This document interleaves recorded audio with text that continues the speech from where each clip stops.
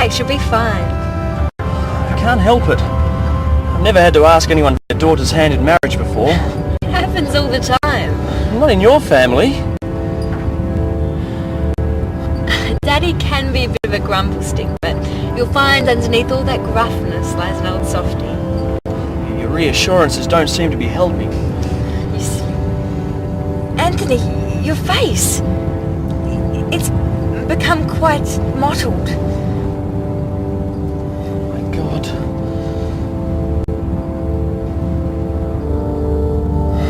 I knew it. Are you allergic to something, darling? No, it's just this damn rash. It always seems to flare up at times of extreme anxiety. Is there anything I can do? Possibly turn back.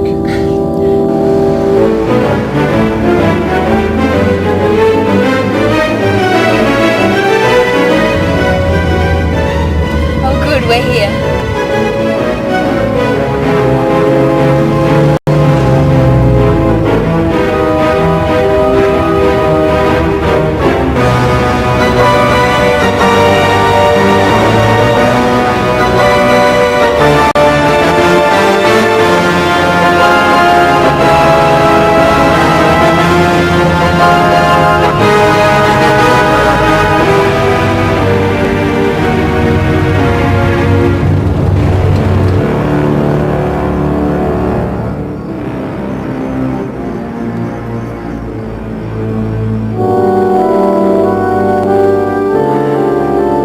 Brace yourself and enjoy the evening. I'll try.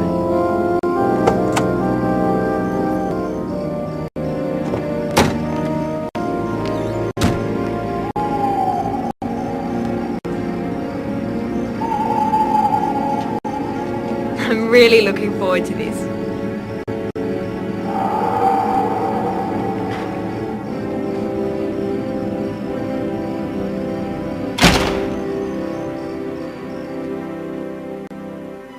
Gluton! You're looking really well. As efficient as ever. Whoops. Thank you. Anthony, I'd like to meet Gluton, our family retainer. How do you do? Oh,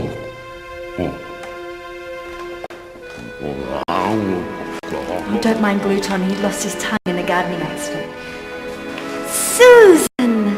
Mother! Oh, Susie, darling. Oh, it's so good to see you. It's good to be home. You look absolutely divine. I feel fine. And I'd like to meet a special friend. Let me guess, Anthony. Very pleased to meet you, Mrs. Brambridge. Oh, what a pleasure to finally meet you. I'm very happy to be here. Susan has certainly mentioned you a lot in her letters. Nothing too bad, I hope. Well, your father and brother are in the dining room and are just dying to see you. Is there something the matter with him? Oh, it's just an allergy. I've got some calamine lotion. No, I don't think that would be necessary. Wow! Have a look at this young lady. Daddy! Oh, you look absolutely gorgeous. Father, I'd like to meet my dearest friend, Anthony Davitt Peters. Very pleased to meet you, sir. What in the blazes is wrong with your face? It's Well, just... Anthony has this allergy. I've got some calamine lotion. A guillotine would be better. And this is my brother Alistair. Well, hello, Spotty.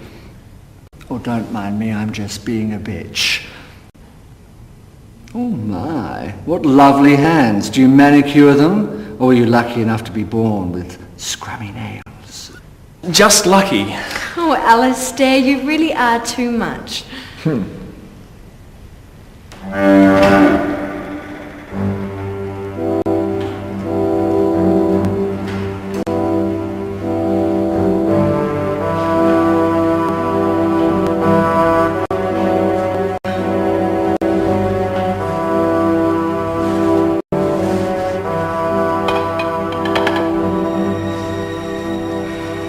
On honestly, Susan, I've never seen you look better. I must be doing something right. So, how did you both meet? Well, I'd gone a little overboard on this shopping spree to Knightsbridge, and I was having a terrible time trying to get a cab when I slipped, and all the parcels I was carrying just went flying everywhere. It was all very embarrassing, but who should be passing? Yes, I was rather fortunate. You know, right place, right time. It all sounds quite romantic. More wine, Gluton. I'm sure I've seen you somewhere before. I can't imagine where. It'll come to me. And Susan tells us you're an economist. Actually, I'm an agricultural economist. Oh, shit. Chicken shit. Oh, well, really, it's pelletized chicken manure.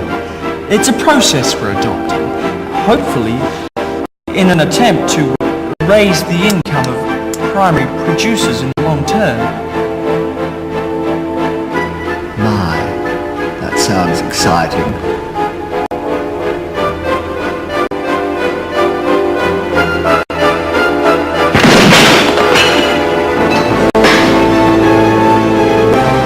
God, I hate me. Put the book down, dear.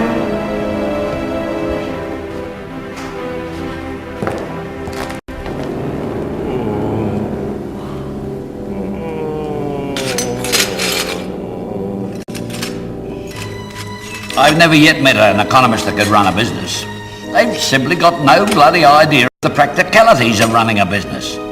Daddy thinks too much study sends you soft in the head. Well, your brother here is living testimony to that. Degree after degree, and what does he do? Except visit that bloody club of his. I'm sure Anthony is very good at his job. Hogwash. I learned about life in an iron foundry. There was work there to be done and you did it. None of this sitting around talking theoretical wank. Well, I certainly agree that it's important to apply what you learn. So you think it's either black or it's white, do you? Well, I bet even practical people like Anthony have dreams. I'm sure that more than once our friend Anthony, the agricultural economist, has imagined, perhaps even fantasized, of standing on stage with the crowd deliriously chanting, "Anthony!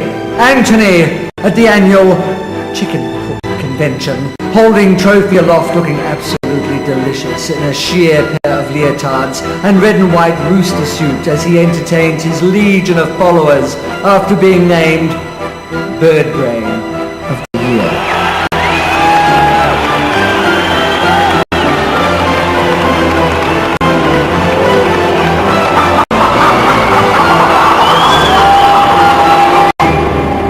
I certainly hope you don't wear stockings like some jumped-up joy boy. No, I don't. You boys in your animal suits, really?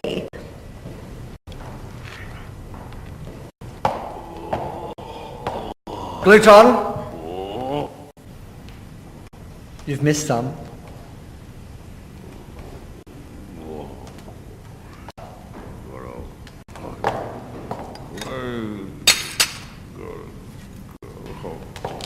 Mrs. Bartow's awfully good. Is Mrs. Mills still doing the cooking? Yes, doesn't she do a marvellous job? How many years has she been here now? At least 20. I must say, this soup certainly conjures up memories of the festivities and flavours of Madrid.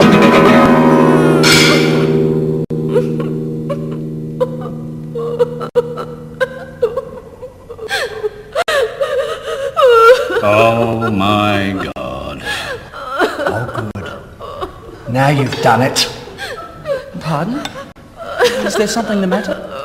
It's just that some years ago while on holiday, Mummy and Daddy were touring Spain and Daddy met this 17-year-old flamenco dancer and ran off with her. Ever since, Mother hasn't been able to forgive herself. Forgive yourself? Well, so we're careful not to mention that city in Mummy's presence. I really am terribly sorry, Mrs. Brambridge. I had no idea.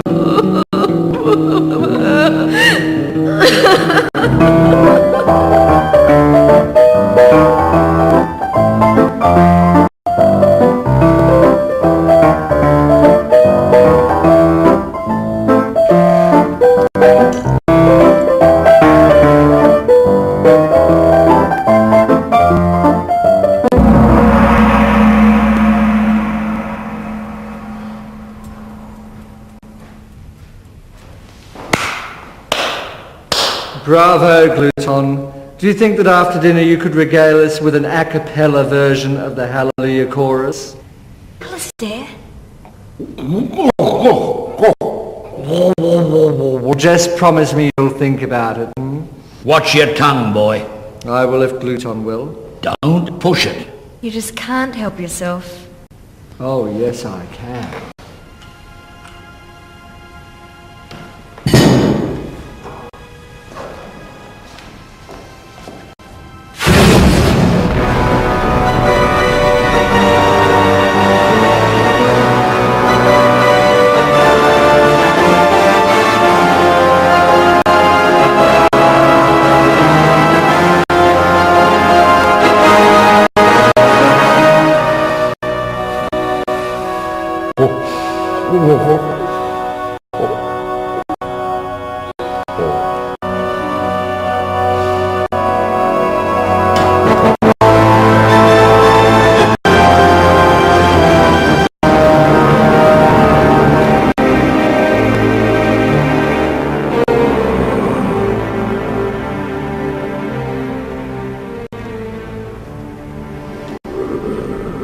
Susan.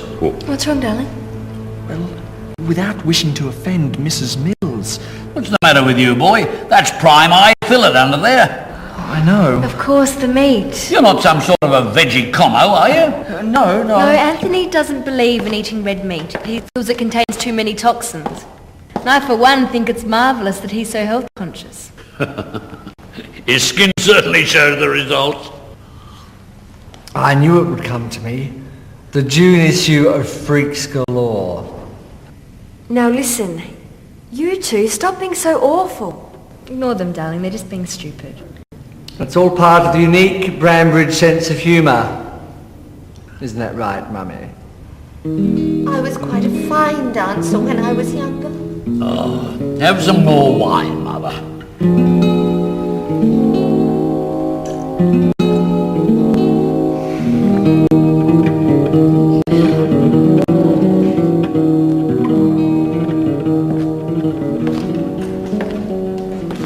Do you like money, Anthony? Well, I don't dislike it.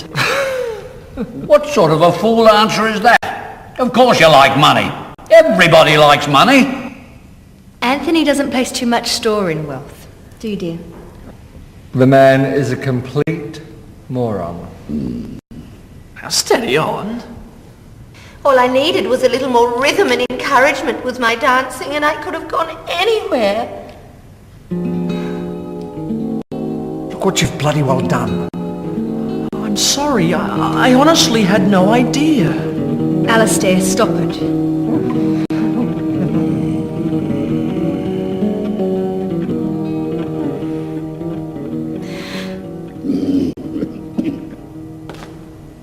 Gluton, some lentil pie? So, Mr. David Peters, you rather fancy my only daughter. Shot?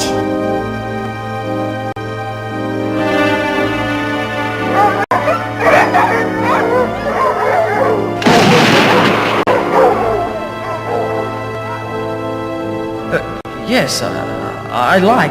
In fact, I think... David Peters. Never ever struck anyone in the foundry game with a name like that. I once dated someone with a hyphenated name. They turned out to be terribly pretentious. Well, birds of a feather. Touche, sis. You've come a long way to meet Susie's parents. I feel very strongly about Susan, sir. You know, if you'd have waited till next year, you could have come and seen your lad get a thumping in the Ashes series.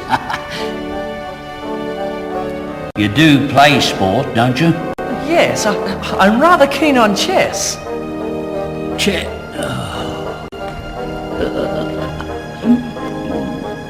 Chess.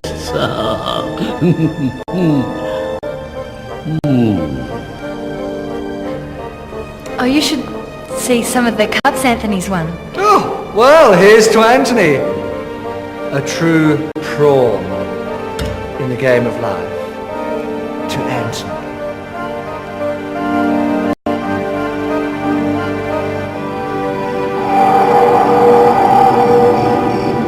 Wine, please, Mummy.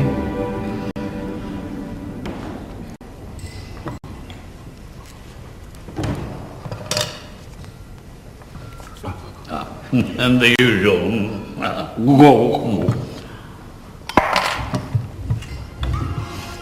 You know, you wouldn't have 6-year-old children blowing up buildings if they'd have kept national service in. Anthony and I have often discussed where would be the best place to rear children. You can't start thinking about children until you know something about yourselves. People and iron castings have got a lot in common. They both make impressions. Rex Grinder. Now there was a man in a mould of his own. Obviously a man of great character. No. Poor bugger fell into a cast while we were pouring. Set straight away. We couldn't bury him, so the company had him bronzed. And now he stands tall out there on the front lawn in front of the Brambridge Foundry. Oh, lucky Rex.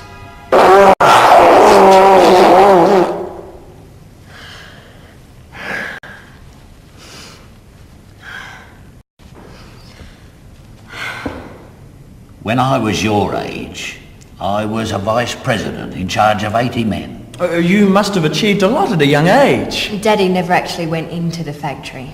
But I could see what was going on. I like to win. And I play to win. And that doesn't mean playing by the rules always, if you get my meaning. I think I understand what you're saying, sir. But I genuinely feel that I could make Susan very happy. Why? Are you planning to die? You really are rather rude. I'm warning you, Alistair. Now stop it.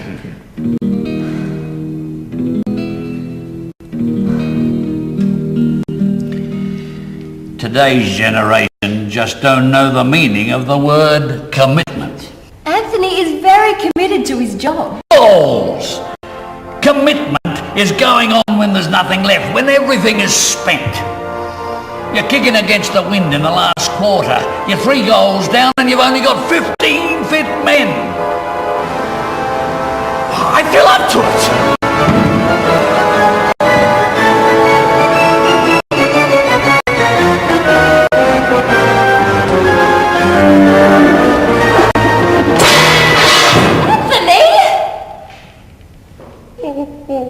Good God! Sorry, I don't know what came over me. I should bloody well think so. Come and sit down, man. Come on, have a drink.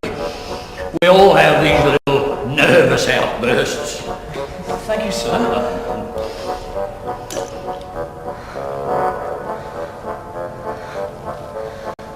Now, tell me, Anthony, has Susan ever told you about the world-famous Brambridge bear hug that changed the entire course of World War I? Father. No, I don't believe she has. Well, would you like to see the great act performed? I will, of course, require your assistance. I don't think this is a very good idea. Nonsense, girl, he'll be fine. Yes, I'm willing to help. This should be good. This is pointless. He'll be all right. I'll be fine, darling. I put my arms around you like this, and you've got to do whatever is necessary to break the hold. Now, are you ready? Yes, I'm ready. That's quite a hold you've got there. I haven't started yet.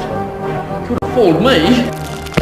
If this hole's applied properly, you can kill within 50 seconds. That's enough, Father.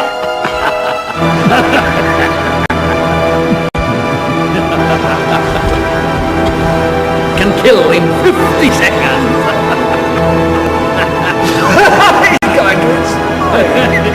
That's enough. enough, Father. Just a little longer. Anthony, are you alright?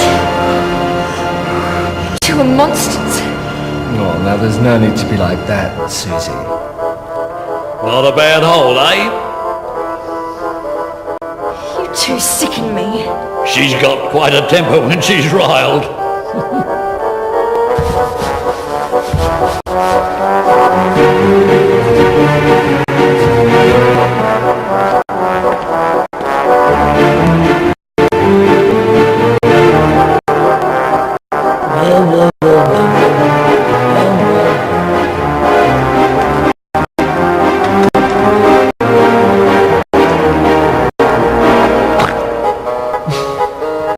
Bullseye. Doesn't.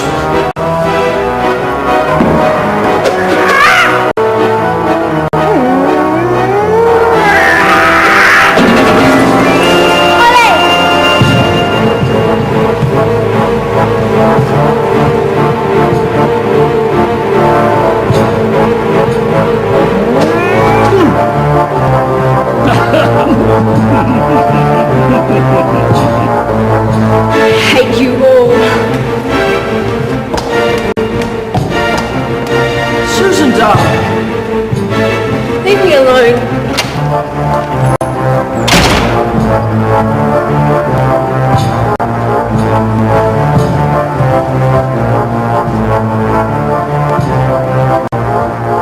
You two are deranged.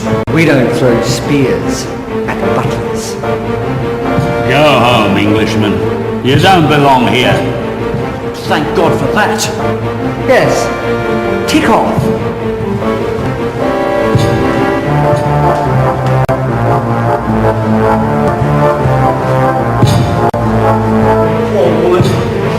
Look at what you've done. Nonsense! She hasn't moved this well in years.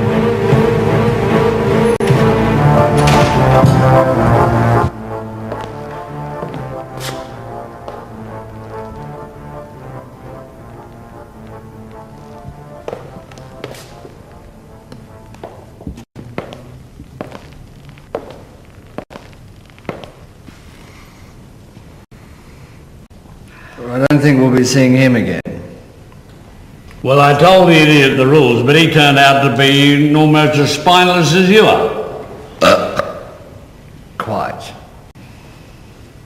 Now am I free to go? To that bloody club, I suppose. Might be.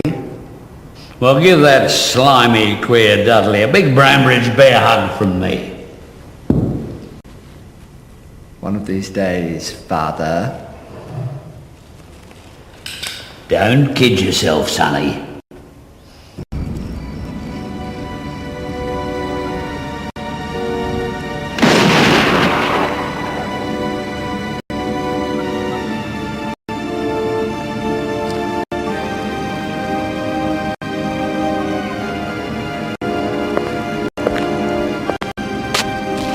Anthony. Susan! I'm so sorry. It's not your fault. So you forgive me? Of course I do. You mean you could still bear to be with someone who has such a strange family?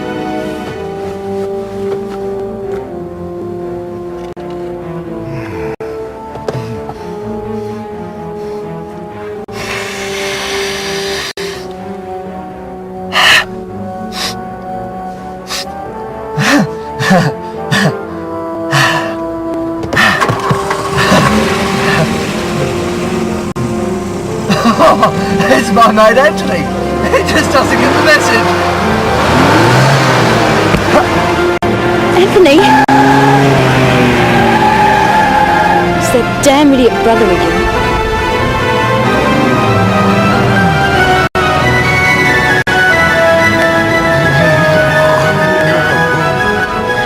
Let's get as far away from this place as possible. It's the best idea I've heard in ages. I'll go get the car.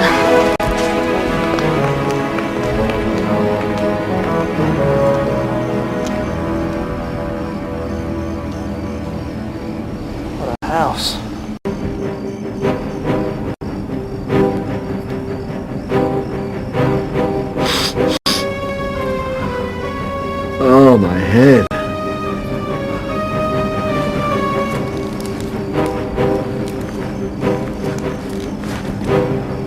happened?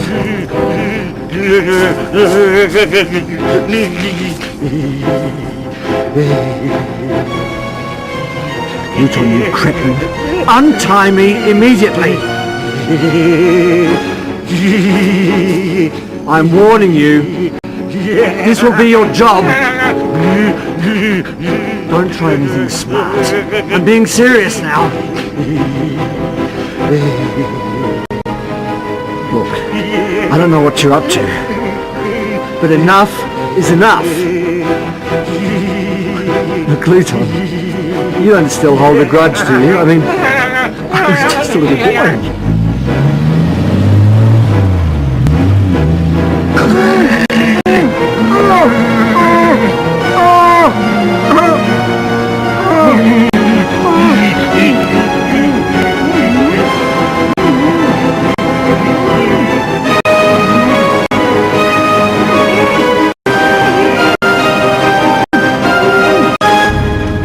So, how did that poor fellow Gluton lose his tongue? Well, he always used to nap with his tongue hanging out.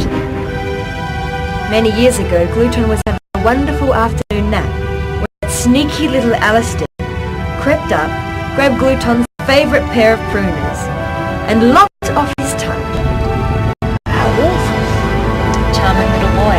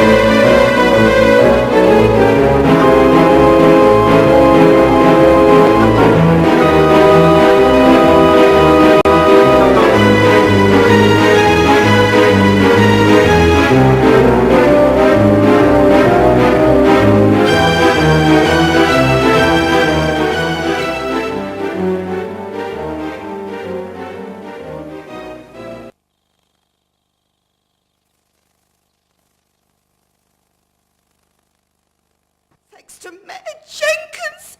Oh, no!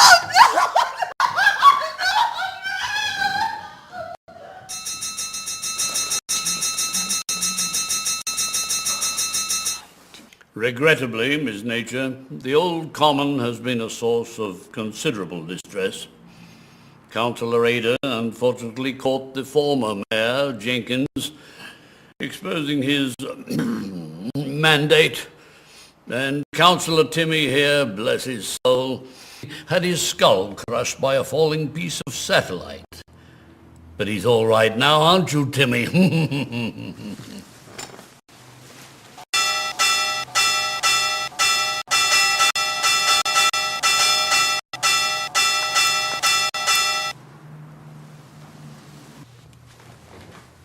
You see, citizens, what I'm offering is a lifestyle without compromise. You're destroying a beautiful park. I'm glad you mentioned that. As well as raising property values, I'll be employing hundreds of locals. Oh my God. It's hard to believe you were the underage hiking champion.